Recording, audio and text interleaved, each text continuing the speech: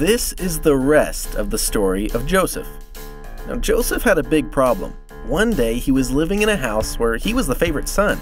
Then the next day, he was sold into slavery by his jealous brothers. But Joseph's situation was about to go from bad to worse. Well, actually from bad to not so bad to worse. The slave traders took Joseph to Egypt, where he was sold to a man by the name of Potiphar.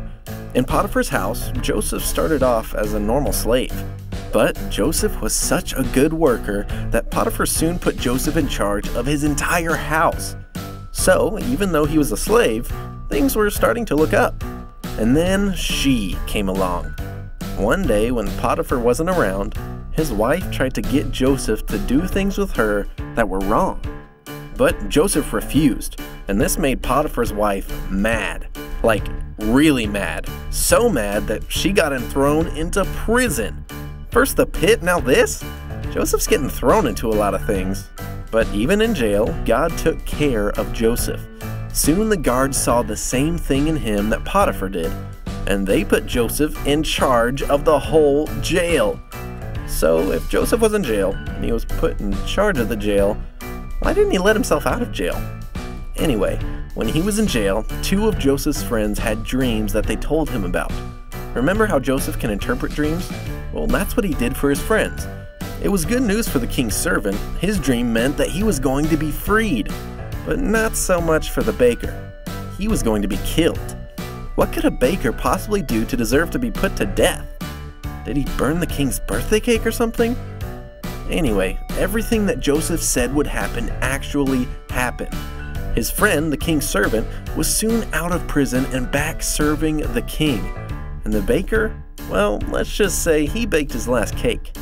Then one day, Pharaoh, the king of Egypt, started having some strange dreams himself. In the dream, there were 7 big, fat, healthy cows and 7 skinny, sickly cows. The 7 skinny cows ate the 7 fat cows. Why is everyone having such weird dreams? This dream was troubling Pharaoh, and no one could tell him what it meant. But the king's servant remembered Joseph's gift, so Pharaoh sent for Joseph to interpret his dream. Could work out great for Joseph, or it could be a disaster. Remember what happened to the baker? But God was with Joseph, and he showed him what the Pharaoh's dream meant. The 7 fat cows represented 7 years of really good crops. But after that, there was going to be 7 years of famine, where food was really hard to find.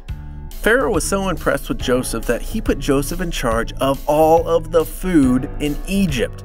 And Joseph came up with a plan so that everyone could have enough food for the coming famine. Then, one day, Joseph's brothers showed up in Egypt to ask for help. They were going through a famine too, and they needed food to survive. Joseph recognized them right away, but they did not recognize him.